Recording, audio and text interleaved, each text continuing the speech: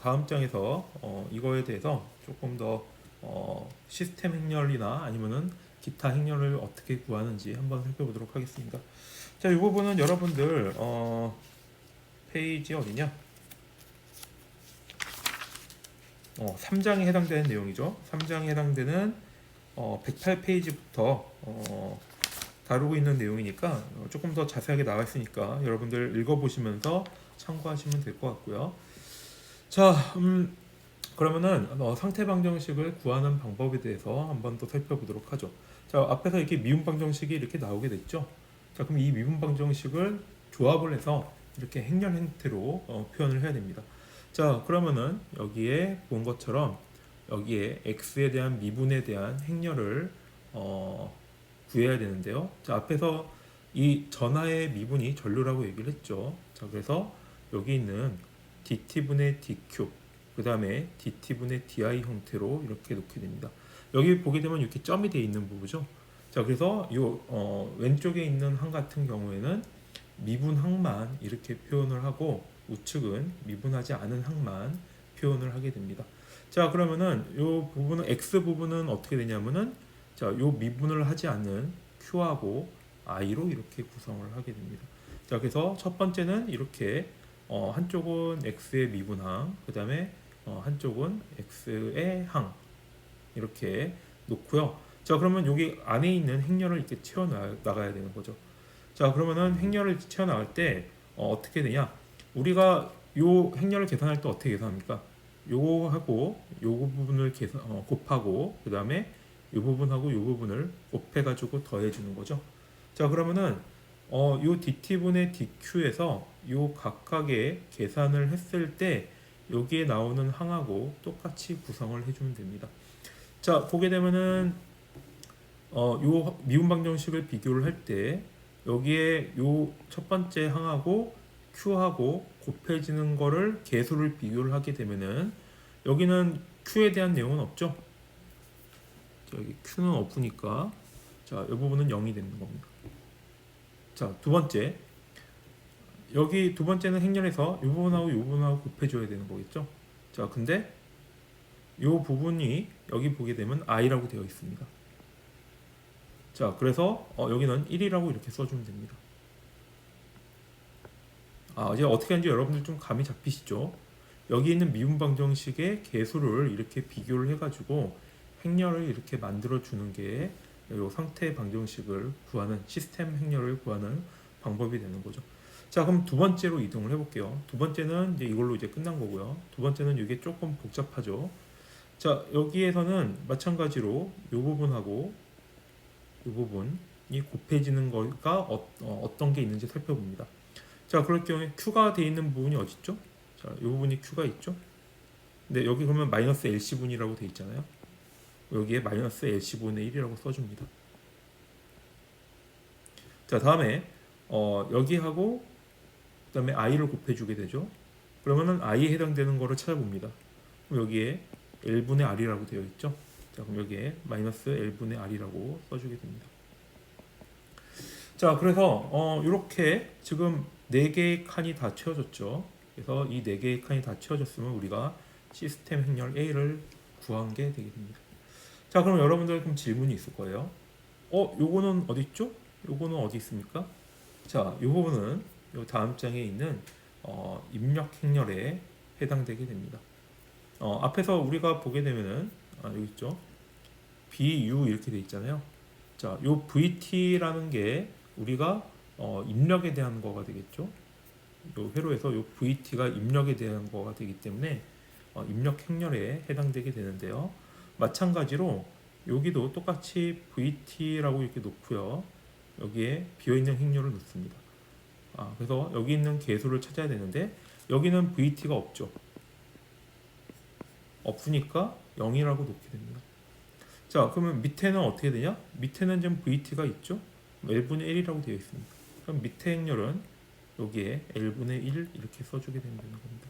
자, 이렇게 해서 시스템 행렬하고 그 다음에 입력 행렬까지 구해져가지고 이렇게 된 행렬식이 나오게 되는데요. 자, 이게 바로 우리가 얘기하는 상태 방정식이 되는 거죠.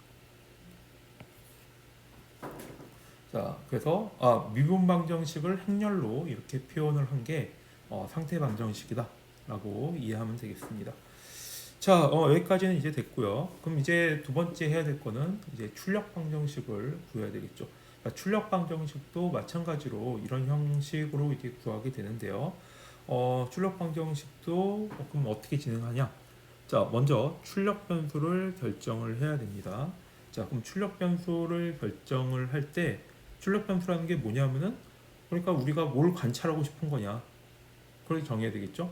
자, 여기에서는 지금 보니까 VLT, 자, 여기 있는 전압, 인덕터에 걸리는 V 전압을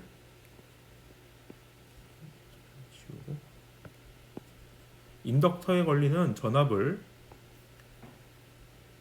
VLT라고 했을 때 인덕터에 걸리는 전압을 우리가 관찰을 하고 싶은 거예요. 자, 그럴 경우에는 앞에서 우리 전화로 구성되어 있는 요 식을 가지고 변형을 해가지고 구하면 되겠습니다. 자, VLT를 변형을 하게 되면은 이 부분이 되는 거겠죠. 자, 그러면 요 항을 VLT라고 이렇게 놓고요. 나머지 항을 우측으로 이동을 해가지고 전하하고 전류의 형태로 이렇게 놓게 됩니다. 그러니까 우측은 마찬가지로 미분항이 안 보이도록 이렇게 해야겠죠. 자, 다음에 출력 행렬하고 순방향 이득 행렬을 이렇게 구해야 됩니다. 자, 여기 보게 되면 그래서 출력 행렬하고 순방향 이득 행렬의 기본적인 출력 방정식의 형태가 y는 cx 플러스 du라고 했는데 요 x 같은 경우가 앞에서 우리가 상태 방정식을 할 때 구했던 요 xqi 있죠? 자, 이거하고 똑같이 이렇게 놓게 됩니다. 자, 두 번째는 요 u는 입력이 되니까 우리가 앞에서 했던 vt가 되게 되는 거죠. 자, 그러면은 우리가 알고 싶은 거는 이제 c하고 d 행렬을 어떻게 되냐 이렇게 구하면 되겠는데요. 자, 마찬가지 방법으로 여기에 있는 비어 있는 것들을 출력 방정식하고 비교를 해가지고 개수를 비교하는 방법을 사용하게 됩니다. 자, 여기 보게 되면은 비어 있는 거하고 q하고 이제 곱해지게 됐을 때 이 비어 있는 게 뭐가 되는 거냐? 여기 q하고 q가 같은 부분은 여기 마이너스 10분의 1이 되는 거죠. 자, 그래서 앞에는 마이너스 10분의 1이다 이렇게 쓰게 됩니다.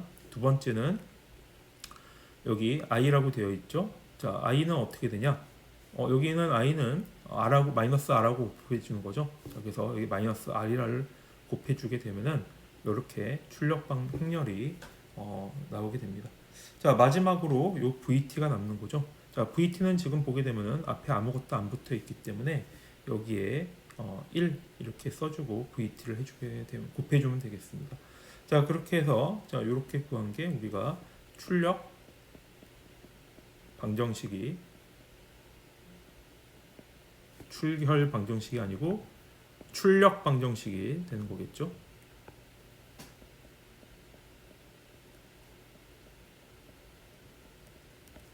자, 이렇게 해서 우리가 상태 방정식하고 출력 방정식을 구하는 행렬의 형태로 이렇게 변환을 해보게 되었습니다.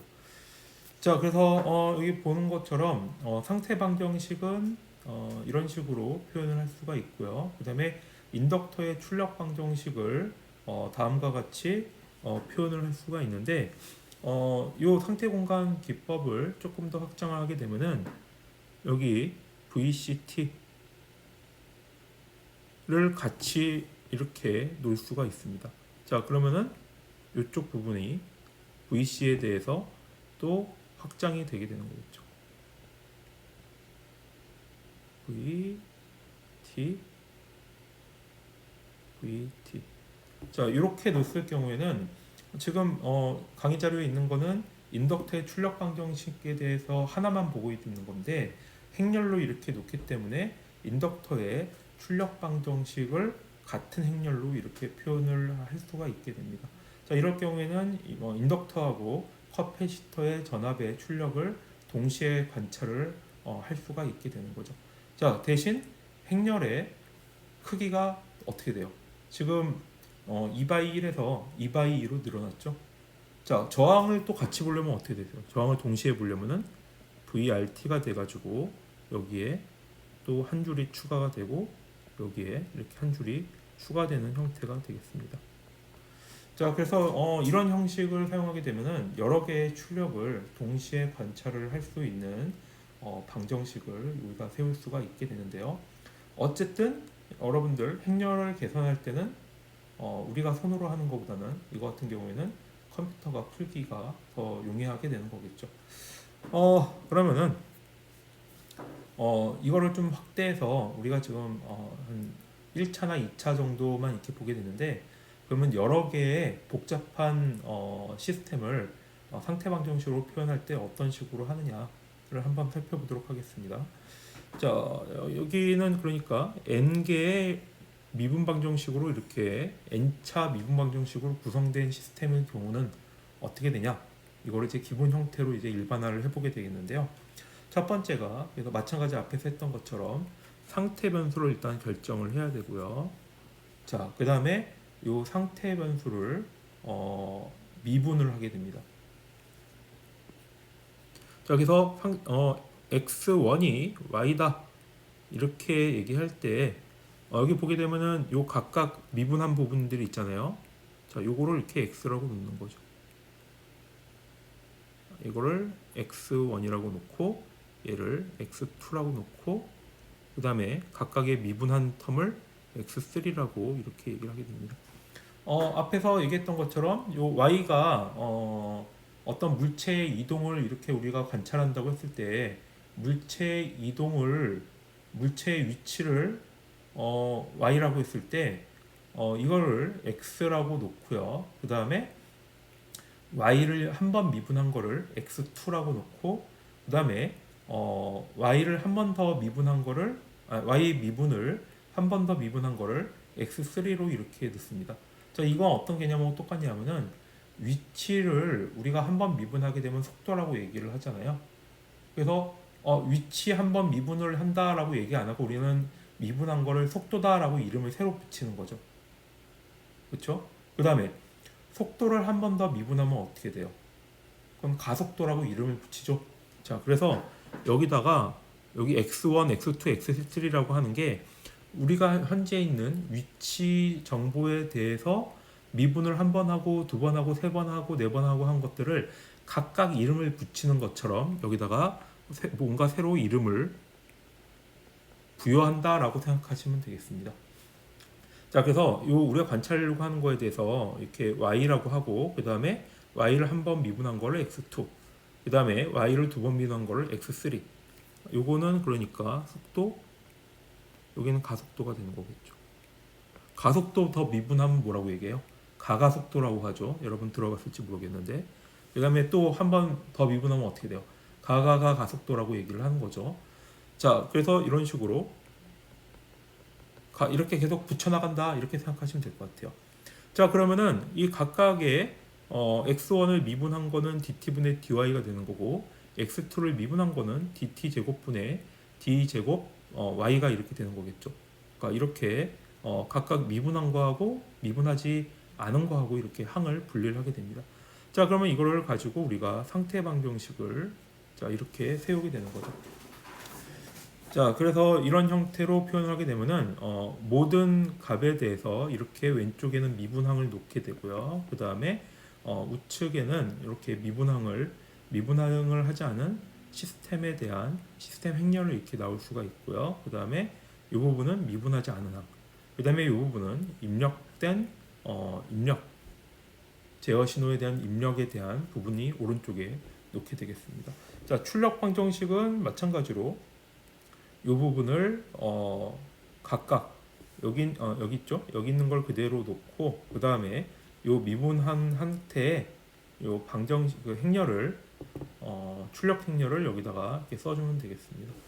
자, 그러면 여기 안에 있는 칸은 어떻게 되는 거냐? 지금 현재 요 미분 방정식을 표현한 거기 때문에 자, 요 부분을 지금 다 곱해 보게 되면은 저 항이 다 이렇게 요 항만 남는 거를 확인할 수가 있죠. 하나만 해볼게요. x1은 이거 다 계산하면 어떻게 돼요? x 그 다음에 플러스 0. 자, 이렇게 되는 거죠. x1은 x2 아이고 이 부분은 없어지고 이 부분만 살아남죠. 자, 그러니까 미분한 거는 x1을 미분한 거는 x2다 라는 관계가 이렇게 성립이 되는 거죠. 자, 그리고 마지막은 요 행렬은 자, 이 부분이 이렇게 되는 거겠죠. 자, 이런 식으로 우리가 표현을 할 수가 있게 되는 겁니다. 자, 그러면은 요 전달 그러면은 이제 앞에서 이제 우리가 상태 공간 표현 방법 하는 방법에 대해서 배웠는데요. 자, 이 앞에서 얘기했지만 이 상태 공간 표현을 하게 되면은 행렬 형태로 구성이 되는데요.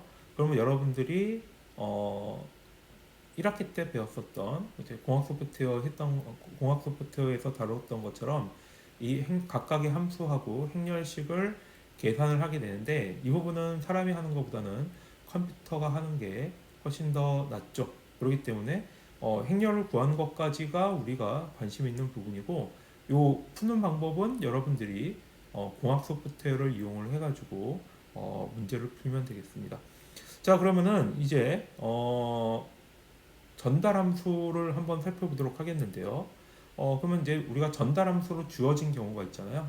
그럼 전달 함수로 주어진 거를 상태 공간으로 표현할 수가 있어야 되고, 그 다음에 또 상태 공간으로 표현한 거를 또 전달 함수로 우리가 이렇게 바꿔서 볼 수가 있습니다. 자, 일반적으로 보게 되면은 상태 공간으로 표현을 해가지고 컴퓨터가 계산을 하게 되는데, 솔직히 상태 공간 표현을 우리가 제대로 했는지 안 했는지 잘 모를 수가 있잖아요. 그렇기 때문에 상태 공간으로 표현된 거를 그 중에서 우리가 자세하게 알고 싶은 것들은 우리가 분석을 해야 되는 거니까 거기서 끄집어내서 전달함수로 표현을 해가지고 우리가 손으로 이렇게 풀어보고 그 다음에 확인하는 과정을 거치게 되는데요. 자, 그래서 전달함수를 상태 공간으로도 표현할 수 있어야 되고 그 다음에 상태 공간 표현된 거를 전달함수로도 이렇게 표현할 수가 있어야 됩니다. 자, 그러면은 우리가 여기서 지금 시스템을 표현이 이렇게 전달함수 형태로 표현된 형태가 있는데 이거를 상태 공간 방법으로 표현을 해보도록 하겠습니다. 자, 먼저 어떻게 해야 되냐면요. 입력하고 출력에 대해서 입력을 RS라고 하고 출력을 CS다라고 얘기를 했을 때 전달함수에 대한 관계는 이렇게 성립이 되겠죠.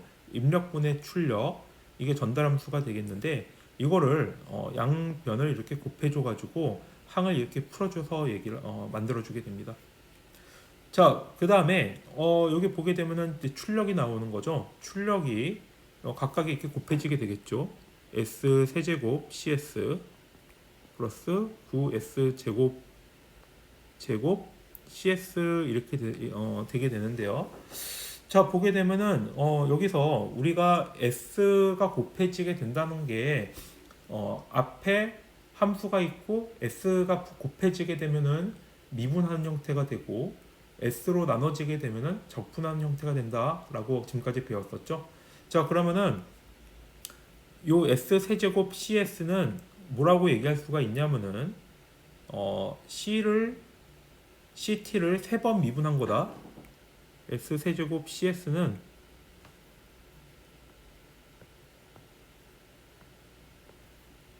S 세제곱 CS는 CT를 3번 미분한 거다라고 같이 표현을 할 수가 있습니다.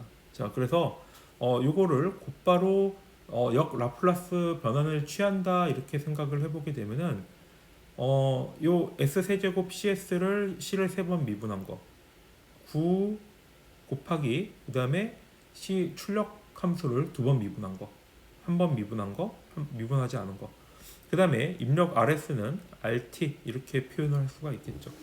자, 그러면 이걸 가지고 우리가 상태 변수를 똑같이 결정하게 되면 됩니다. 자, 출력에 대해서 요 3번 미분한 거를 미분하지 않은 거를 C라고 얘기를 하고요. 그 다음에 한 번 미분한 거를 X2 두 번 미분한 거를 X3다.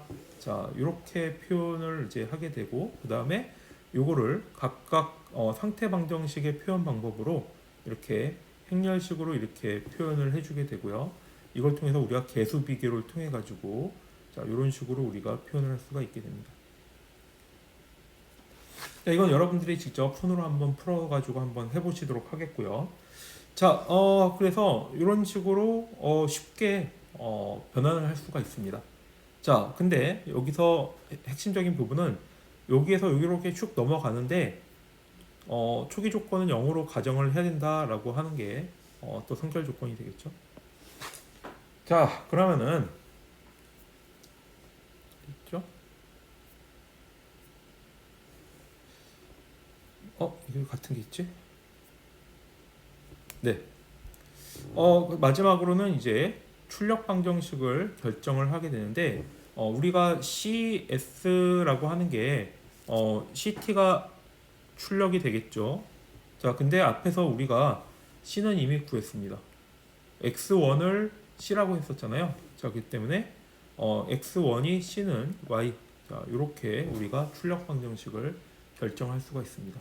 또 여기서의 장점은 그러면 우리가 가끔 출력을 CS가 아니고 출력을 C 미분한 T로 이렇게 보고 싶다라고 했을 경우에는 얘를 선택하면 되겠죠.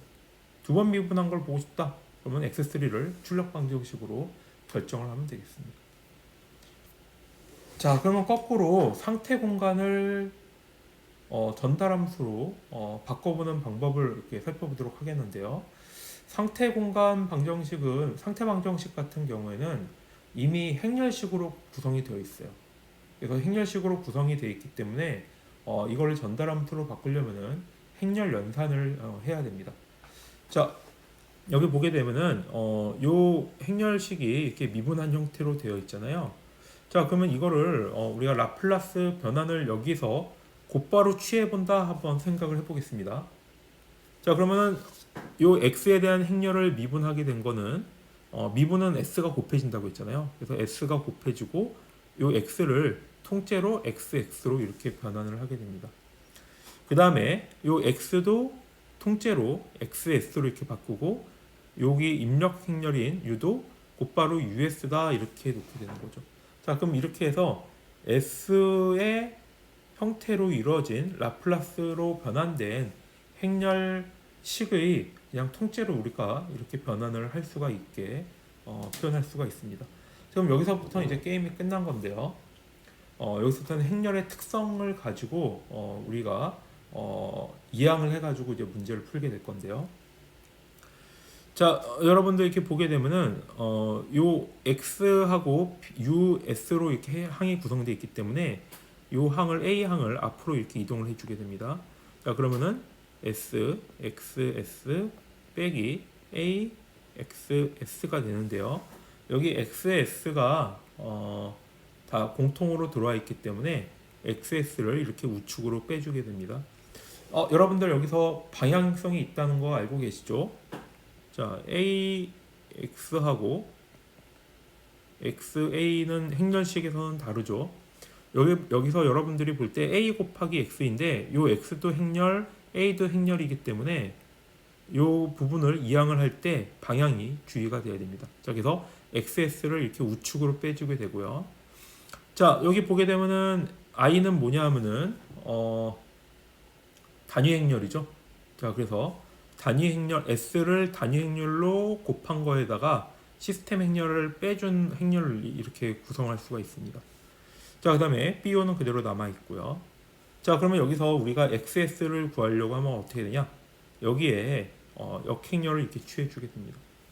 자, 그래서 여기 SI 빼기 A에 주고요. 여기 S, I, A S가 있는데 여기 앞에 S, I 빼기 A에 역행렬을 이렇게 곱해주게 됩니다. 자, 그러면은 마찬가지로 여기에 S, I 빼기 A의 역행렬에 B, U, S가 되게 되는 거죠. 자, 여기 역행렬하고 역행렬끼리 서로 곱해주게 되면은 단위 행렬이 나오니까 XS만 남게 되고요. 그 다음에 나머지는 우측에 있는 항으로 이렇게 표현을 할 수가 있습니다. 자, 그러면 이거를 XS의 형태로 이렇게 표현하게 되는 거니까 이 출력 행렬을 또 같이 같은 방법으로 이렇게 표현을 하게 되면요.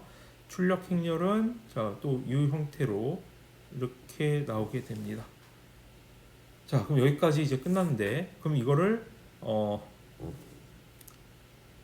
뭐죠? 전달함수로 이렇게 표현하게 되면 입력분의 출력이 되는 거니까 입력분의 출력을 이렇게 나눠주게 되면은 요를 이렇게 향을 바꿔서 나눠주게 되면은 이렇게 복잡한 행렬이 나오게 되는 거죠.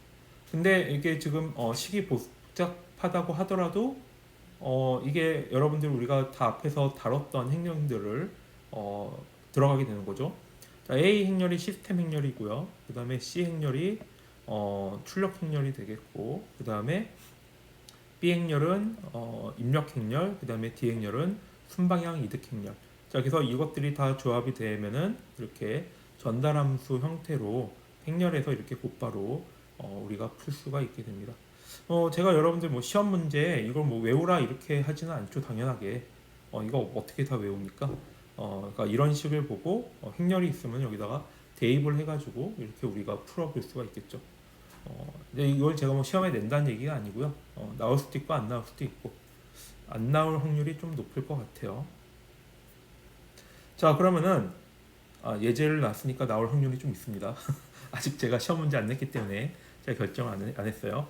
자, 지금까지는 복잡하게 했는데요. 결론은 전달함수는 이 공식에다 넣고 풀면 된다. 앞에는 이 전개를 하는 과정을 설명을 한 거고요. 자, 그럼 시스템 행렬이 이렇게 주어졌고요. 입력 행렬이 이렇게 주어졌고 출력 행렬이 이렇게 주어졌을 때, 출력 방정식이 주어졌을 때 이 행렬을 전달함수로 변화를 한번 해보도록 하겠습니다. 자, 여기 먼저 보게 되면은 여기 이 전달함수에 대한 행렬식을 이렇게 나열하게 되면은 A 행렬, C 행렬이 먼저 있죠. 출력 행렬을 여기다 앞에 써주고요. 그 다음에 S를 곱해주고, 자, I는 단위 행렬이 되겠습니다. 단위 행렬은 이렇게 써주고요. 그 다음에 빼기, A가 시스템 행렬이죠. 시스템 행렬은 이렇게 써주게 되겠습니다. 그 다음에 B는 입력 행렬이니까 이렇게 써주고요. 그 다음에 D는 출력 방정식인데 여기에는 지금 아무것도 없죠. 그러니까 이득 행렬은 다행히 0 이렇게 써주면 되겠습니다. 자, 그러면 여기에서 가장 어려운 부분은 뭐냐면은 여기 역행렬을 구하는 거죠. 이 부분이 제일 까다로워요. 그래서 제가 시험 문제 아마 안 낸다는 얘기가 이것 때문에 안 내는 거겠구나. 자, 여러분들께 고문하는 게 아니기 때문에 이렇게 된다는 거 여러분들 그냥 손으로 한 번씩만 풀어보면 되겠습니다. 자, 여기 S에다가 단위 행렬을 빼가지고 요 시스템 행렬을 넣어주게 되면은 요런 형태 행렬이 나오게 되고요. 자, 이걸 역행렬을 풀게 되면은 자, 요 형태로 요 부분은 좀 행렬식이 되겠죠. 자, 요렇게 역행렬을 이렇게 구할 수가 있게 됩니다. 자, 그러면은 여기에 요 역행렬을 그대로 이렇게 넣어주게 되면은 자, 이렇게 행렬식이 나오게 되는데요. 자, 그러면은 이 행렬을 이제 그대로 이렇게 풀어주게 되면 되는데 요거는 행렬식이니까 앞으로 이렇게 빼주게 되고요.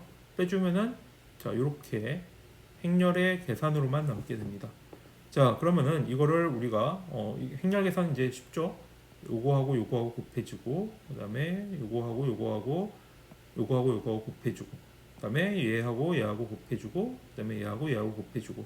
자, 이 방식을 취하게 되면은 행렬식이 이렇게 나오게 되는 거죠. 그걸 다 풀어주게 되면은 자, s제곱 플러스 4s 플러스 6분의 3s 플러스 5라고 하는 전달함수 형태로 이렇게 변환을 할 수가 있습니다. 중간에 조금 지저분한 부분이 있는데 어쨌든 이 행렬로만 가지고 전달함수가 이렇게 튀어나오는 게 조금 신기하긴 하죠. 자, 그래서 또 여러분들 그냥 한 번씩 이렇게 눈으로 보는 것보다 여기 있는 값들을 한번 손으로 이렇게 넣고 풀어보면 좀 도움이 될 것 같습니다. 자, 그러면은 지금까지 전달함수하고 상태 공간 표현하는 방법에 대해서 우리가 지금까지 다 살펴봤죠. 자, 이걸로 우리가 전반부 중간고사 때까지 시스템을 어떻게 모델링을 하고 그 다음에 전달함수 또는 그 다음에 상태 공간으로 표현을 해가지고 시스템을 관찰하는 방법에 대해서 이렇게 배워봤는데요.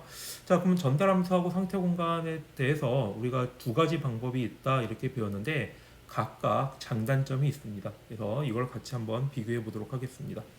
자, 전달함수는 첫 번째 특징이 자, 주파수 영역으로 표현을 한다. 자, 그래서 라플라스 변환을 이용을 한다. 그래서 변수가 S라는 라플라스 주파수라는 개념을 사용한다라고 이렇게 얘기했었죠. 상태 공간 같은 경우에는 따로 미분 방정식을 곧바로 행렬 형태로 표현하는 거기 때문에 미분 방정식에서 다루는 시간 영역으로만 우리가 다루게 됩니다. 자, 두 번째 전달함수는 라플라스 변환을 쉽게 하기 위해 가지고 초기 조건을 포함하지 않는다라고 이렇게 가정을 하고 이제 생각을 했습니다. 그런데 상태 공간 표현은 앞에서 입력 행렬이라는 것 자체가 초기 조건에 해당되는 거기 때문에 입력 행렬로 표현할 경우에는 초기 조건을 포함시킬 수가 있게 되는 거죠. 자, 다음에 전달함수는 선형 시불변 시스템. 그래서 이걸 LTI 시스템이라고 얘기하는데 이 부분 여러분들 퀴즈에서도 나왔었죠. 자, 시변성이 있을 경우에는 전달함수를 표현할 수가 없게 되는데 상태 공간 표현 같은 경우에는 비선형 시스템, 그 다음에 시변 시스템 모델링도 가능하게 됩니다. 근데 여기서는 우리는 기초니까 이 부분에 대해서는 구체적으로 이렇게 깊게 다루지는 않을 것이고요. 그 다음에 전달함수 같은 경우에는 하나의 입력에 대해서 하나의 출력만 이렇게 볼 수 있는 시스템이라고 하는데 이거를 싱글 인풋, 싱글 아웃풋, 그래서 이거를 시소 모델이다 이렇게 얘기합니다. 여러분들 놀이터에 가는 이제 시소 있죠? 자, 그게 싱글 인풋, 싱글 아웃풋. 그래서 하나의 입력에 대해서 하나의 출력으로만 볼 수 있도록 이렇게 고안이 되어 있습니다. 자, 근데 상태 공간은 다중 입력하고 다중 출력을 볼 수가 있죠. 앞에서 행렬로 이렇게 표현하는 것처럼 여러 개의 입력을 행렬식으로 표현할 수가 있고요. 그 다음에 여러 개의 출력을 출력 방정식의 행렬 형태로 표현을 하기 때문에 이거를 여러 개의 입력하고 여러 개의 출력을 동시에 볼 수가 있는 장점이 있습니다. 그래서 이거를 MIMO, 미모 모델이다 라고 얘기를 하게 되는 거죠. 자, 앞에서는 지금까지 계속 상태 공간이 좋다라고 얘기했지만 상태 공간이 이제 여기서는 이제 안 좋게 되는데요. 자, 전달함수 같은 경우에는 대수적으로 표현한다. 그러니까 어떤 그 방정식 전달함수 형태로 얘기하는 분수분의 분모로 표현을 하게 되는 전달함수 형태로 이렇게 표현이 되게 되는 거죠. 자, 그리고 상태 공간 같은 경우에는 수치 해석적으로 시뮬레이션을 하기 용이하게 이렇게 고안이 되어 있습니다. 자, 그래서 앞에서 보게 되면은 우리가 1차 시스템하고 2차 시스템에 대해서 함수 형태, 그러니까 1차 시스템일 경우에는 대체적으로 형태가 이런 형태가 나오고 2차 시스템 같은 경우에는 감쇄비에 따라 가지고 뭐 이런 형태가 나온다든가 이런 형태가 나온다든가 여러 가지 형태가 나온다고 했었잖아요. 자, 그렇기 때문에 전달함수로 표현했을 때의 장점은 이 전달함수의 형체를 보고 아, 얘가 어떻게 동작하겠구나 라고 하는 게 우리가 눈으로 대충 보여요. 근데 상태 공간으로 표현했을 경우에는 여러분들이 행렬의 모양을 보고 행렬의 요 모양을 보고 그래프가 어떻게 나올 건지 알 수가 있을까요? 자, 그래서 요 상태 방정식이나 출력 방정식만 갖고는 우리가 요 형태가 어떻게 나오는지 우리가 가늠을 할 수가 없습니다. 이건 컴퓨터만이 알 수가 있는 거죠. 자, 그리고 전달함수 같은 경우에는 앞에서 우리가 다뤄봤듯이 우리가 부품들이 있잖아요. 부품들이 여러 개가 이렇게 있으면은 부품들이 이렇게 결합이 될 수가 있습니다.